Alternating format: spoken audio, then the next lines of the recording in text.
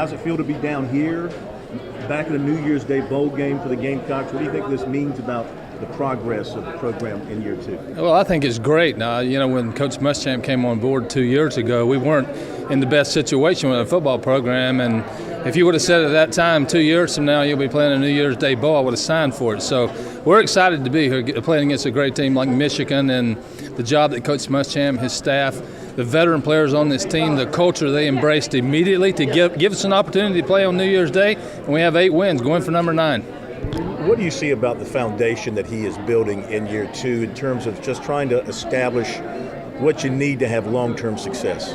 Well, it's been very impressive. I think when you're dealing with a football team and the number of people, 100-plus student athletes at the time, it's about detail and attention to detail and the culture that you have. And he established that from the day that he got here. He hit the ground running. And like I said, the older guys on this team have embraced that, and I think that's one of the reasons we're in the position we are today. Great coaching staff that he has. We continue to make progress. You mentioned attention to detail. The national pundits, going into both years, Muschamp and this team have exceeded those expectations. Is it just the attention to detail that you think has led the program past that, or is there more to it? Well, I think attention to detail encompasses a lot of different areas. Do you recruit? Do you have great practices? Do you have a great culture?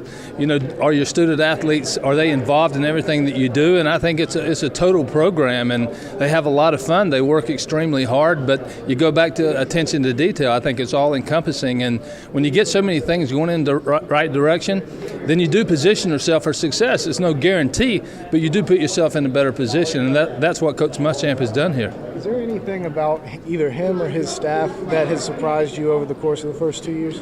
I don't know if anything surprised me from the first day that I sat down with him. His enthusiasm, he's a football coach. It was infectious. And, being a former coach, be honest with you, I was invigorated just from the conversation that I had with him initially. I'm like, this guy's the epitome of what a coach is all about. Are there other things that are important besides just being a coach? Absolutely. But he has done those with an A-plus attitude as well. But he'll tell you, I'm just a ball coach, but he's a lot more than that. What's it look like from a ticket sales standpoint? What kind of Gamecock following are you expecting? Well, it's interesting. I was having a conversation on the planes. We were headed down here today, and we're hoping that we get close to 15,000 total. A lot of people will buy tickets down here. Sometimes you can get a better seat down here, but we're hoping somewhere between 13,000 and 15,000. With the men's, women's basketball teams making the Final Four, women's soccer Final Four, New Year's Day, bowl, what's the state of the program right now? How nice is it to have all this success? Well, we're in a good place. There's no doubt about it. But you go back to the coaches that we got. You talk about Coach Staley in the national championship, Coach Martin to the Final Four, and Coach Shelley Smith in the Final Four as well, the College Cup, and now playing in the New Year's Day's Bowl. The sustainability of success is challenging, but we got great leadership at the top. With the new tax laws affecting donations to athletic programs, what do you see the impact at South Carolina in terms of raising money for your program? I don't know. I think it remains to be seen. I've probably done more reading in the last couple of weeks than I have done since I graduated from college. So I'm trying to find out exactly where we think we'll end up. I don't think anybody knows yet. It's too early to tell. How much effect will it have? Will people back off from buying their tickets? Will they continue to buy? Will we restructure? Will it be a more expensive ticket and less of a seat license? I think a lot of questions to be answered as we move forward. But I do think that there's going to be an effect. What effect, it still remains to be seen. Have you had a number of people making early donations this calendar year before things go into effect? Have you seen a spike? Well, we have. We don't know yet. We'll be open back in Columbia. Today's the 26th. We'll be open 27th, 28th, 29th, I guess, and we'll have some donations coming in. But we've received a lot of calls, and a lot of people are trying to hit the deadline. We've encouraged that.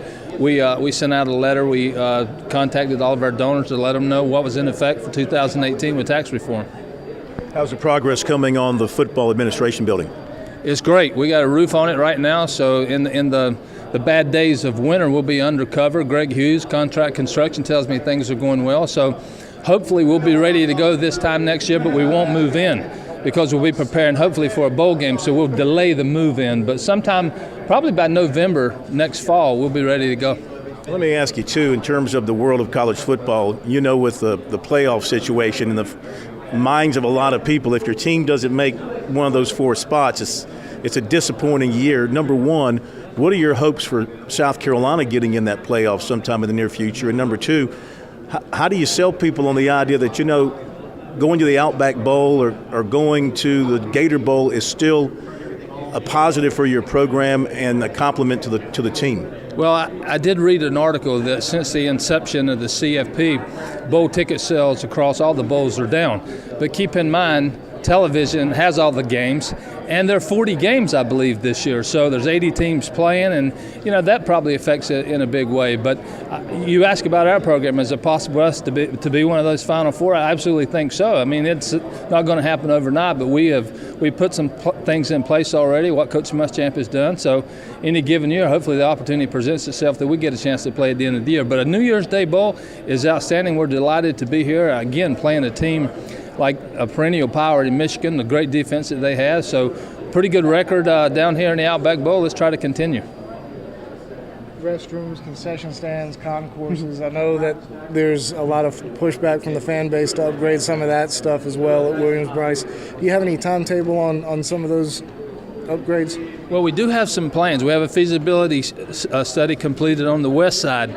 But I can tell you for next fall, we'll have more concession areas down on the floor, if you will, of the stadium on the east side. It's been too congested over there, so we're trying to alleviate some congestion on the east side. We continue to sell a lot of tickets for our games, and we want to accommodate our fans and provide that experience as best we can in a positive way. Were you happy with the DJ and the impact that you were hoping for from him? Did you see it? Well, I got some positives and some negatives.